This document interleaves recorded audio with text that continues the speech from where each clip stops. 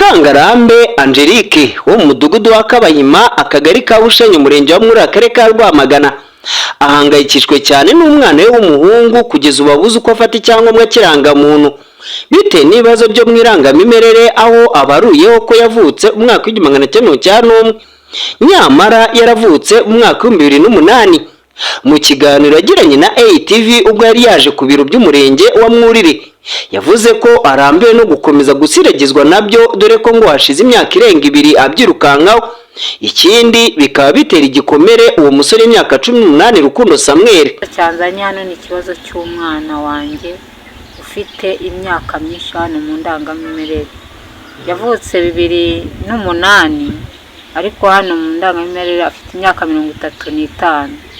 Maze imyaka 2 ngenda hano bansubizayo banuma ibyo banumye nkabizana, banumye mituweli narayizanye, banumye biroti y'umwana yakoreyeho icya leta narayizanye, none banumye fishi ngeze kwa muganga barambwira ngo iyo fishi y'icyo gihe ngo ntago bayibona, ngo ningende ngo shakishe ngo igipapuro cyo mu mudugudu, kandi igipapuro nacyo naracyatse cyo mu mudugudu nacyo nakigejeje hano, leta civile byose arabifite. Ariko bamaye ibaruwa injyana i Rwamagana ngo banyandikire ibaruwa ijya muri mida, ngezeho naho barambwira ngo ningaruke ngo nge gushaka ngo ifishi y'amavuko, none ifishi narayibuze baganga barayimye. Umwana ahora afite ubwoba bwinshi yuko ashobora no guhura n'impanuka mu muhanda, imodoka ikaba yamukubita akabura ubushobozi bwo kwivuza kandi mituweli ihari. Ziriye arimo avuga ati njyewe ndabarwa mu gihugu, ubu ngize amahirwe nubwo ari mu ndahanyisha nkabona ishuri ry'imyuga, ubu narijyamo nta ndangamuntu. Uyu muryango gusa wahuye n'iki kibazo nk'uko ATV iherutse kubitangarizwa na Uwimana Jeanne ho mudugudu wa Kadasumbwa akagari Kanunga n'ubundi muri uyu murenge wa Mwurire. Anzanye hano ku murenge ni ikibazo cy'iyandikishwa ry'abana mu rangamimerere. Gihe cyagera cyo gufata indangamuntu baza gufata akanimero bakagaragara ko batigeze bandikwa, kandi narabandikishije bose ko ari 6.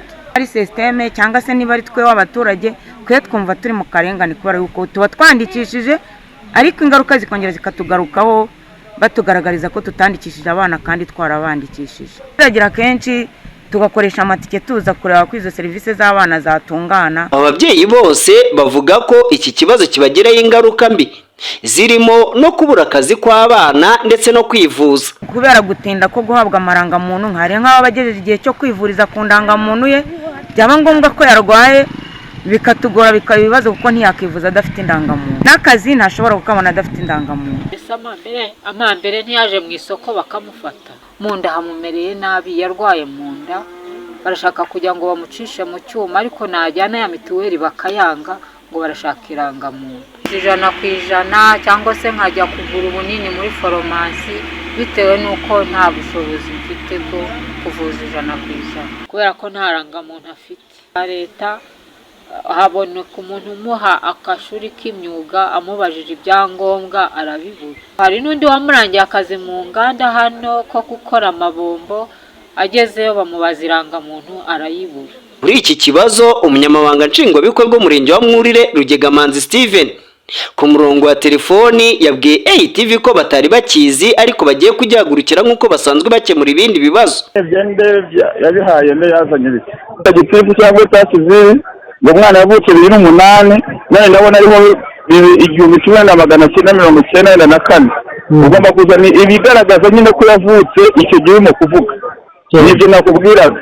Ni fiche y'ubuzima aho bamukingiriza kwa muganga, iyo yayitaye ajya kwa muganga ku kigo cy'ubuzima naho bakingira ntabwo bakingira kuri hospitali. Icya kabiri ashaka kuzana inda nuza ifiche ya nuza ya mituweli ko abugwa mituweli bajyaga batangira abana.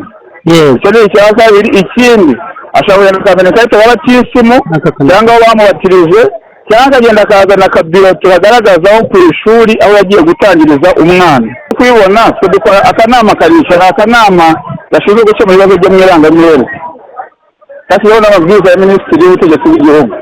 Ubwo iyo amaze kubizana turicara tugakora raporo tukabyohereza muri mida hanyuma umuturage agategereza yuko bahindura ayo makuru yiwe kuko twebwe ntabwo tuyahindura twe dukora raporo noneho ikigo cy'igihugu gishinzwe indangamuntu n'irangamene bakagira gutaka rero babihindura. Ibibazo bigaragara muri serivisi z'irangamimerere bikunze kugarukwaho kenshi n'abaturage, aho hari abo usanga byimisha bamwe amahirwe, icyo bashingiraho basaba inzego bireba guhagurukira iki kibazo.